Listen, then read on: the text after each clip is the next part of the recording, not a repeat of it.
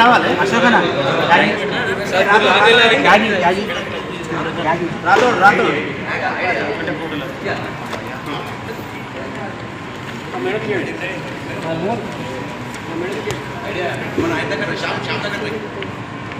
సతీష్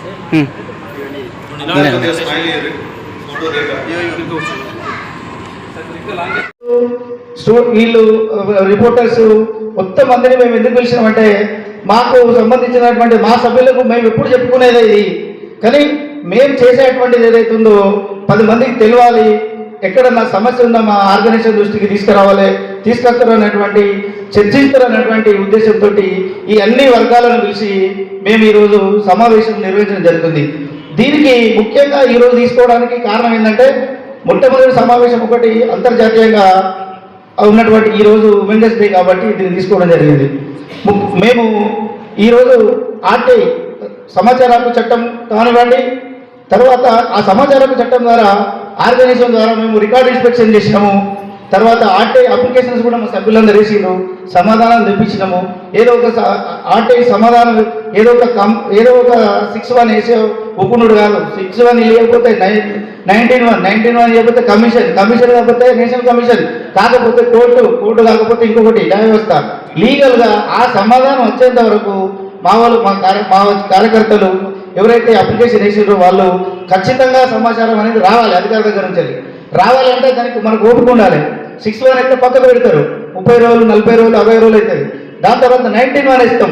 19(1)లో కూడా ఏమైతే చూద్దాం వీళ్ళు ఏదో అడుగుతారు, ఏదో లెటర్ పెట్టుకొని ఇస్తాం, మేము భయపడతామా, చూద్దాం అని అంటే దాన్ని తీసుకెళ్ళి స్టేట్ కమిషన్ వేయడం జరిగింది. స్టేట్ కమిషన్ కూడా డైరెక్షన్ ఇవ్వకపోతే హైకోర్టులో కూడా వేసి డైరెక్షన్ తీసుకున్న సందర్భాలు ఉన్నాయి. ఇంతకు మనకు జగిత్యాల జిల్లా వైద్యాధికారి కార్యాలయంలో చిన్న ఒక సమాచారం అడిగినాం. ఈ జిల్లాలో ప్రైవేట్ ఆసుపత్రులు ఎన్ని ఉన్నాయి, సింపుల్ క్వశ్చన్. వాళ్ళు చేసేది వాళ్ళు ఐటీ ఏం కడతారు, వాళ్ళ ఉద్దేశం ఏంది అని అడిగినందుకు మాకు 6(1) చేస్తే సమాధానం లేదు. సమాధానం లేకపోగా మాకు ఏమైందంటే ఉల్టా సమాధానం ఇవ్వడం జరిగింది. ఏంది, ఎక్కడో ఢిల్లీలో ఉన్నటువంటి ఒక ఏదో కేసుల ఓల్డ్ కేసులు ఎప్పుడు కేసుల్లో దీని ప్రకారం హాస్పిటల్కి సంబంధించినటువంటి సమాధానం ఇవ్వరాదు, కాన్ఫిడెన్షియల్ అని మాకు లెటర్ ఇచ్చారు. మరి ఎట్లా కాన్ఫిడెన్షియల్ అవుతుంది? అది ప్రజల కొరకు ప్రజల భాగస్వామ్యంతో ప్రజల ద్వారా నడిచేటువంటి హాస్పిటల్స్, మరి అది రహస్యం ఎందుకు అవుతుందో మాకు అర్థం కాలే. అప్పుడు అధికారి ఇచ్చింది. మరి ఎందుకు ఇది అయింది అని చెప్పి మేము 19(1) వేసినాం. 19(1) వేసినా కూడా 19(1)లో కూడా మాకు పెండింగ్ పెట్టారు. అప్పుడు మా సభ్యులందరూ పోయి జిల్లా కలెక్టర్ గారికి వెళ్ళడం జరిగింది. జిల్లా కలెక్టర్ గారు పిలిచి అప్పుడు ఉన్నటువంటి జిల్లా వైద్యాధికారిని పిలిచి నీకు ఇవ్వడానికి ఇబ్బంది అయితే మొత్తం డిమాండ్లో పెట్టమని చెప్పింది. ఓపెన్లో పెట్టాలి మీరు, ఇవన్నీ సీక్రెట్ ఎందుకు? వాళ్ళు పే చేస్తున్నారు, వాళ్ళు ఫ్రీ సర్వీస్ చేస్తలేరు కదా హాస్పిటల్లో, వాళ్ళు డబ్బులు చేస్తున్నారు. డబ్బులు తీసుకొని చేసినప్పుడు అది సంబంధించిన సభ్యుని పిలుచుకొని సమాచారం ఇవ్వడం జరిగింది.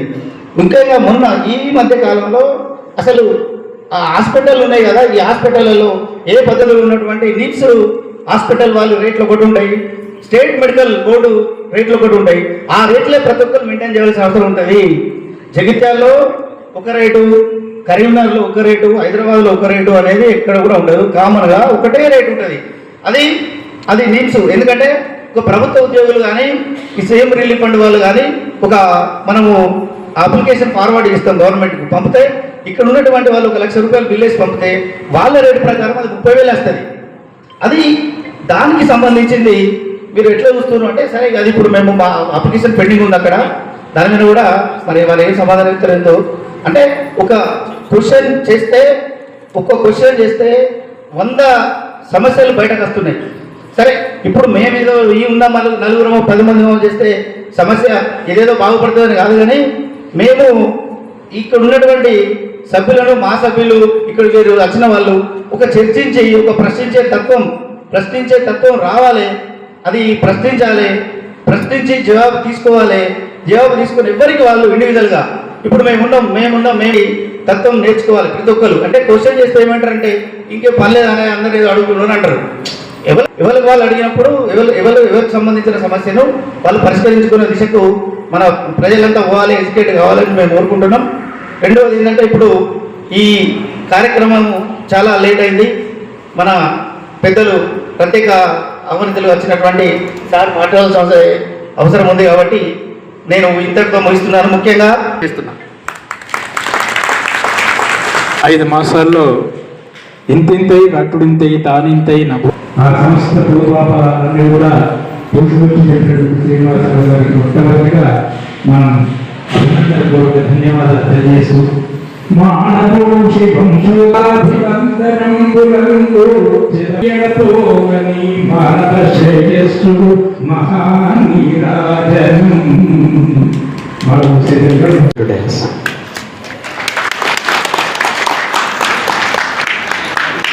మానవ హక్కుల మండలి national human rights council NGO పక్షాన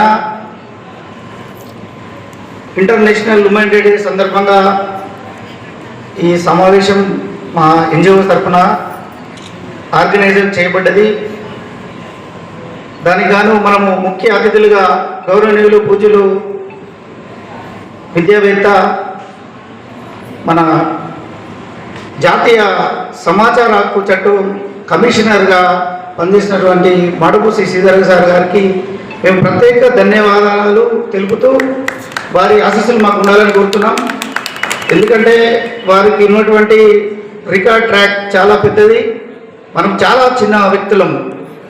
ఈ వేదిక, ఈ ఎన్జిఓ అనేది సార్ దృష్టిలో చాలా చిన్న వేదిక అయినా మాకున్నటువంటి మొదటి నుండి సార్తో మాకున్నటువంటి సంబంధాలు వారితో మాకు గతంలో కొన్ని సంస్థలకు మేము సార్ను ఇన్వైట్ చేయడం జరిగింది.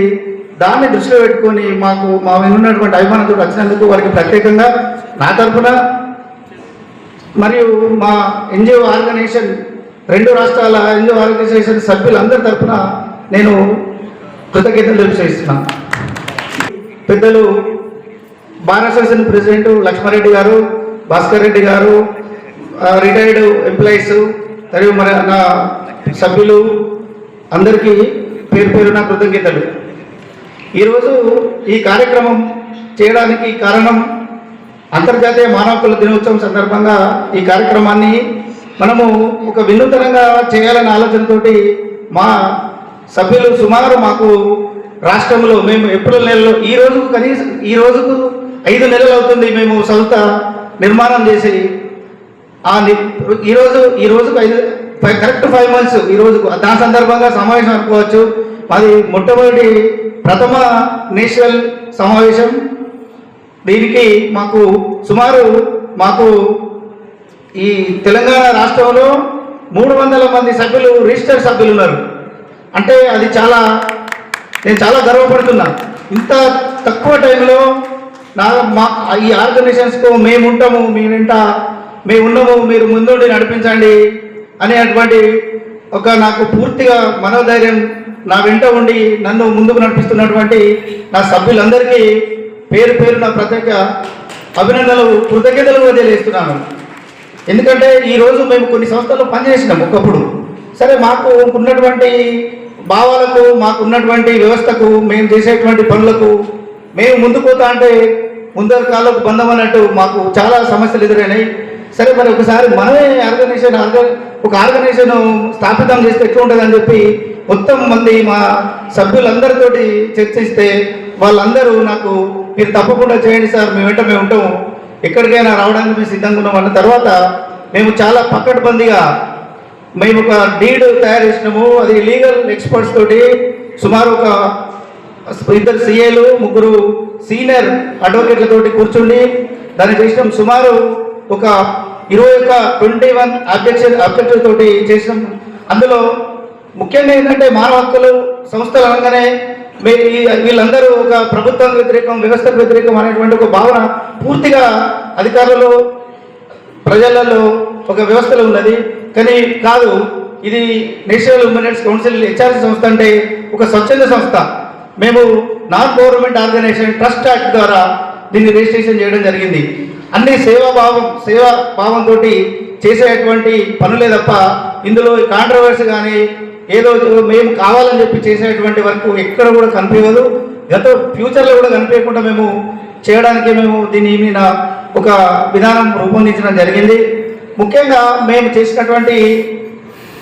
చేసినటువంటి వర్క్స్ పనులు అంటే సంస్థ చిన్నదే, కానీ ఒక సంస్థ ద్వారా పనిచేస్తే దానికి ఒక గుర్తింపు వస్తుంది. ఒక వ్యక్తిగా పోతే ఒక వ్యక్తి అంటారు, 10 మంది పోతే సమూహం అంటారు, ఒక 100 మంది పోతే ఒక సంస్థ అంటారు, ఒక 1000 మంది పోతే ఇంకోటి అంటారు. అందుకని చెప్పి ఒక సంస్థ దానికి సంబంధించి ఒక వ్యవస్థ నడపాలనేటువంటి సదుద్దేశంతో మేము చేసినాం. ఈరోజు మేము ముఖ్యంగా చిన్నవాడు కూడా చిన్నపిల్లలు కూడా ఇక్కడ వచ్చి కూర్చున్నారు, చాలా సంతోషంగా ఉంది. మీ అందరికీ నమస్కారం. మీ అందరూ ఇక్కడ ఉన్నందుకు, మా మాటలు వినడానికి, మా కాగితాలు ఉన్నాయి కదా, సహకారం చేయడం అనేది చాలా గొప్ప విషయం. అందుకు నేను మిమ్మల్ని పూర్తిగా అభినందిస్తున్నాను. ఆ చిన్న పాయింట్ ఏంటంటే ఐడి కావాలి, మేము ఐడి ఇస్తాం, ఐడి కార్డు ఇస్తామంటున్నారు. ఐడి కార్డు ఏమిటంటే నాకు ఐడి కార్డు ఉంది, ఇప్పుడు దానివల్ల నాకేం ఐడి కార్డు, తర్వాత ఆధార్ కార్డు ఉంది, చాలా ఆధార్ కార్డు. కానీ అందులో ఇప్పుడు మీరు ఇచ్చిన ఐడి కార్డులో ఏముంటుందంటే నేను మానవ హక్కుల కమిటీ అధికారిని అనే మాట వస్తుంది. నేను అధ్యక్షుడిని అని, లేదా రాజ్యాంగ సహాయ కార్యక్రమాన్ని అని ఏదో ఉంటాయి కదా, అవన్నీ ఉంటే మీకు ఒక విలువ వస్తుంది. ఆ విలువ వస్తే మీరు హక్కుల గురించి అడిగే అవకాశం మీకు వస్తుంది. సో హక్కులు ఎట్లా వస్తాయి మీ చేతిలోకి? హక్కులు అడిగితే వస్తాయి. హక్కులు ఎలా అడుగుతారు మీరు? దానికి మీ పేరు ఎవరు చెప్పాలి?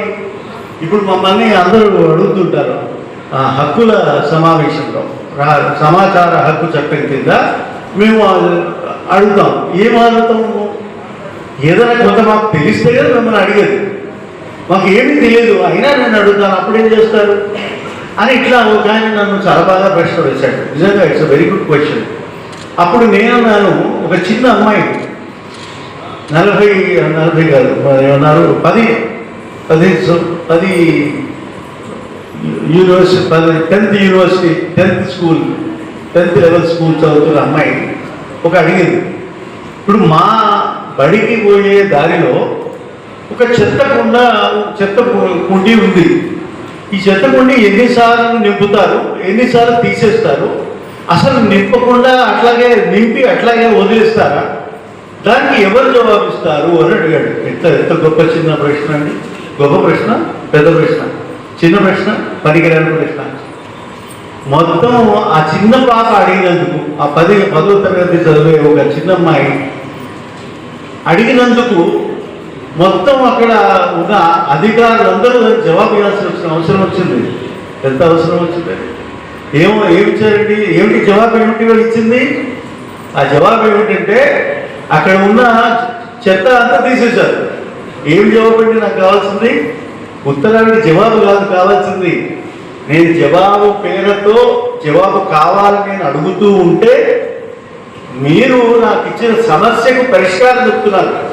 ఇది హక్కు లేక ఇది మానవ హక్క? ఇది రాజ్యాంగ హక్క? ఇది ఏం హక్కు? ఇది క్వశ్చన్ మనం మాట్లాడుకోవాలి. ఇప్పుడు పెద్దవాళ్ళంతా చెప్పారు రాజ్యాంగ హక్కులు అన్నారు. మరి మనకు రాజ్యాంగం ఎప్పుడు వచ్చింది? 1950 నాడు వచ్చింది. మరి 1950 ముందు ఏం జరిగింది? మన హక్కులు లేవా? మనకు రాజ్యాంగం లేదు కదా, అప్పుడు ఏముంది? మరి అప్పుడు మనకి ఏముందంటే 1948లో ఏమైంది మిత్రమా వినాలి. 1948లో ఏమైంది? మానవ హక్కుల రాజ్యాంగం వచ్చింది, మానవ హక్కుల ప్రకటన వచ్చింది. మానవ హక్కుల ప్రకటనకు ముందే ఉంది మనకి కనీసం స్వాతంత్రం కూడా లేదు. ఎప్పుడు వచ్చింది స్వాతంత్రం? 1947 వచ్చింది. అప్పుడు ఈ హక్కు ఎట్లా వచ్చింది? నాకు కొన్ని నెంబర్స్ దొరకట్లేదు. అందరి ఊళ్ళో ఉన్న రాజ్యాంగ మన ఏమంటున్నాను, మళ్ళీ తప్పు మాట్లాడుతున్నాను, చూడండి ఏ తప్పు మాట్లాడుతున్నాను. అంజన గారు నన్ను రక్షిస్తున్నాడు.